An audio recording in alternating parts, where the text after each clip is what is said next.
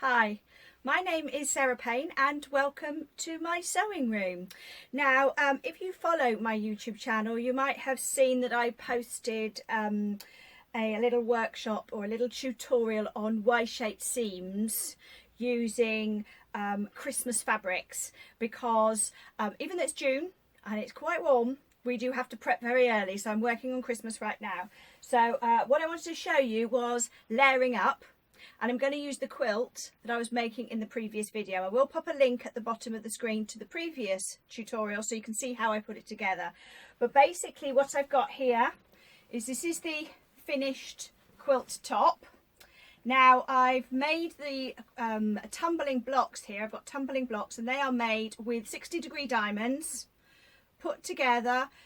They were cut from 4.5-inch wide strips. In 3 colours. Now the fabrics I've used here are festive fabrics, so if I just bring it up a little bit closer, you can see that we have a metallic green trees, red metallic snowflakes and white metallic snowflakes, all by Craft Cotton Company. Lovely fabric, really festive, really cheerful. And lovely to work with. I cut all of my pieces out using the Easy Roll, using the Easy 60-degree diamond template by Simplicity, which just makes it so easy to get everything to work. Then what I've done is once I've finished my centre panel, I've added a 2-inch wide border around the outside and then a 5.5-inch border to finish it off. I'm actually going to bind it in the green. The wonderful thing about these fabrics is that I had some big pieces, so that was really nice because often I'm restricted to using fat quarters, but on this occasion excuse me, on this occasion I had big pieces, so I really got to play with it, and there was enough to do the backing as well. But what I'm going to show you here is how to layer it up ready for quilting. So let's just move that out of the way. So batting or wadding, basically they're the same name, they're the same thing. Batting and wadding, one is American term and the other one is the UK term. So if you see it called batting, it just means that it's been created for the American market because they call it batting, we call it wadding. Now this particular one here is a Bosal wadding. It is an 80-20 blend, 80% cotton, 20% polyester. Now, I really like it because it's got a beautiful drape. The thing with 100% cotton is it does tend to shrink. Now that may be the look that you're after, because it does give it a slightly antique-y look when it shrinks, but it shouldn't shrink by too much. But also the second thing is that cotton is quite expensive at the moment. There's been a few poor harvests and it's meant the price of cotton has gone up. So adding polyester reduces the shrinkage, but it also reduces the cost. So this piece I've got here, I've chosen the 80-20 as well because it's got a beautiful drape and it's quite lightweight. But I've got my piece and it's going to be about 2 inches bigger all the way round than the front of my quilt. The reason for that is when you're quilting, you can end up with some movement, so you don't want it to be exactly the same size. I like to be a little bit generous. Then my backing. Now I didn't have quite enough of the green left to do my complete backing, and I had some bits left over from the front, and what I like to do in that scenario is actually piece the backing. So all I've done with the backing of this is I have cut the green piece, not quite in half. I think it looks better if it's sort of off from the centre, and then I've taken a piece of the white at either side of the scraps of the red from the large border and bordered them, so it's slightly interesting on the back now as well. So I'm just going to lay this on top of my wadding. Now I'm doing this on the ironing board for a reason, because I find it this is a much quicker way, because I make a lot of quilts this size. I find this method a lot quicker than laying it out on my floor. I do that downstairs when I've got a much bigger quilt, but in this case I should be good. So all I'm doing first of all is just making sure that the backing is in position. Okay, so my backing is even bigger than my wadding. You can see that I've been over generous. I don't trim down until I finished at the end. What that means as well is because it's slightly larger, I can see it hanging over the edge. So when I put the top on, the quilt top, I could try and make sure that these stay kind of parallel. But anyway, I've just got it into roughly the right position. I'm making sure that it's quite smooth, and that I do find that I get bits of thread that pick up and stick to the wadding. So I'm just quickly smoothing it out and getting rid of any of those, because I've got white fabric on the front of my quilt, and what I don't want is to catch those threads and have them show through the white. Okie dokie. Right, so I've given that just a quick smooth at the moment. Now I'm going to go back to my ironing board with my iron and centre roughly the middle of my quilt. And the next thing I'm going to get out is my trusty 505 spray. I love this stuff.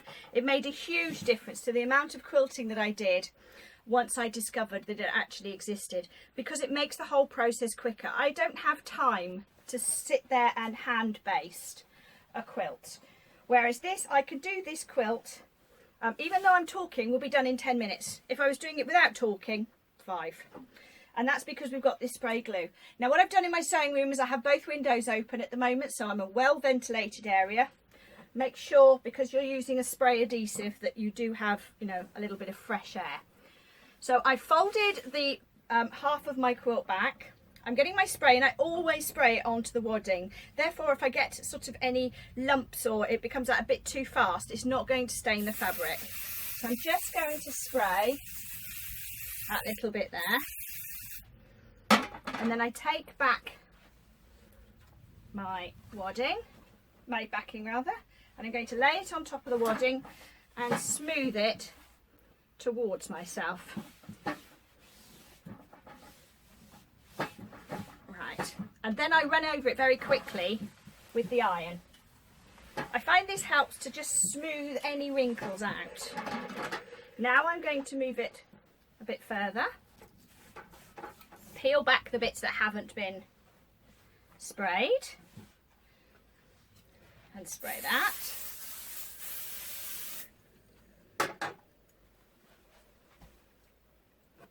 Again, smooth it. Any quilt's much bigger than that. It can be a bit of a struggle on this ironing board if they hang too far over the edge, because they're just slightly too big. But in that case, I do have a wooden table that I use that's not going to be damaged by the iron. Besides, I'm only running the iron over very, very quickly.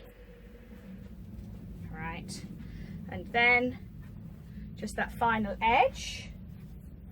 Let's give that a quick spray. Now you may find, I sometimes use my ruler. Here we go. Got my large ruler, and we can actually use that to smooth out creases very quickly, move any creases to the very edge. Now that's this half. That's the first half done. Now I'm going to take the second part, peel it back, make sure I've got no loose threads on my wadding.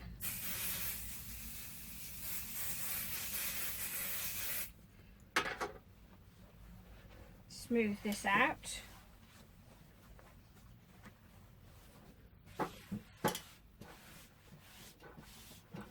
I want to make sure that my lines are quite nice and straight, that I haven't sort of put a kink in it. And then move forward and do the final part. You can tell how far you've glued, because as I pull that back you can see there's a little bit of tension there, and that's because that part's already glued.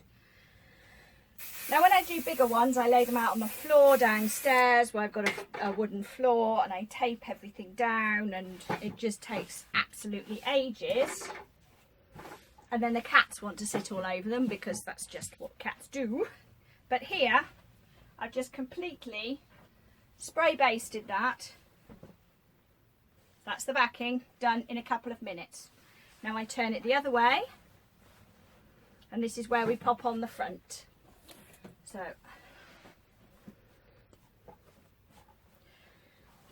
to make sure I get this the right way up. Not that it really matters for this one, but I feel that it's it's nice to have it the right way up. And you can see here that it goes over the sides all the way round. Everything needs to be a bit bigger. What I'm going to do first of all is kind of plant it. Smooth it down roughly because I want to make sure I haven't misjudged the bottom. There we go, it's right, it's okay all the way round. So the next thing I'm going to do is just take that line, I'm feeling it with my fingers, trying to make sure that the straight strip on the back is straight with my design. So it comes just above there. And yeah, that's nice and straight. So now we're going to repeat that from the front.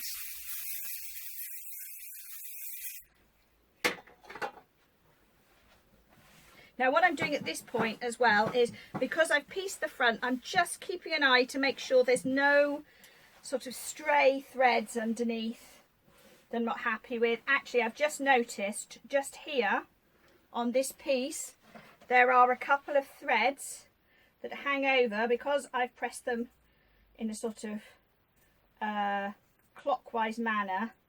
This particular piece, it means that there's some green showing through the white.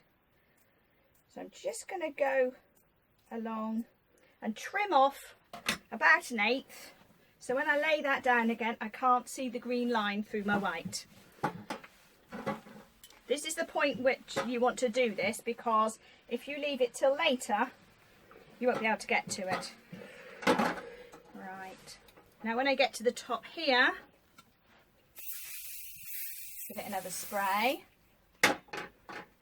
and I just want to get my ruler again because I just want to make sure that this is all squaring up, because it's very easy, especially with these 60-degree diamonds, because when you cut them from a strip, those sides will be straight but the diagonals will be on the bias, so you can end up with a little bit of stretch in it. And I'm just making sure at this point that my edges all square up when I've basted them down, because you can actually pull them square. Right, so they're nice and square. Come back a bit further down, and now do the other half. Pull that back.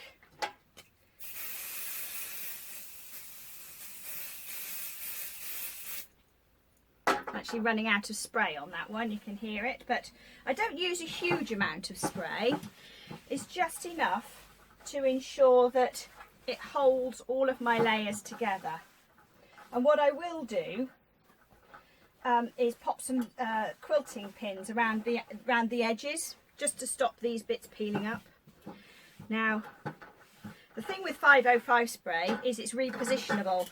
So if you realise, as we will in a minute when we turn it over, that you've got some wrinkles on the back, you can move them again. Now I've just noticed another touch of green, because when I put this together you want to press the seams in a clockwise direction for each hexagon, which means that you do end up with some seams pressed to the light instead of the traditional to the dark.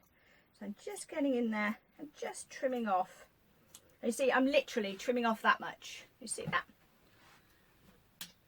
A tiny little bit, but that's the bit that's just showing through the white. And you probably won't notice it on the TV when you see this on a show, but I will. And it'll annoy me. So there we go. Right. And then we come down to the last bit.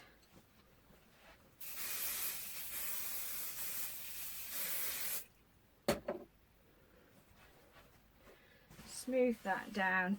This is also the point where if you've got any loose threads on the front, you can trim them off, because we often do end up with little threads that poke through the seams. Get rid of them at this point.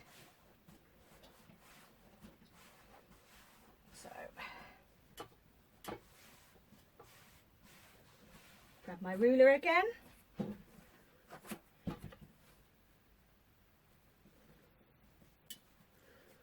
tug that down so it's nice and square.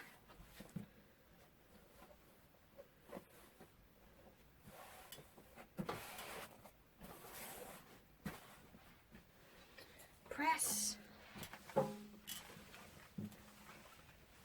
Now what you'll find when you finish the front is you turn it over and the back might have a couple of wrinkles in it.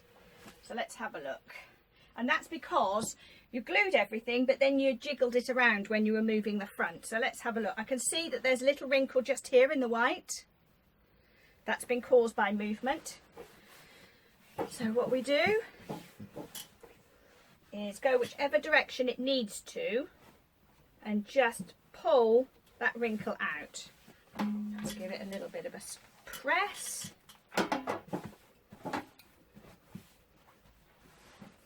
And then again, this can be where your ruler comes in handy, because sometimes you don't even see the wrinkles. They're so small, but then as you push them down, they get bigger.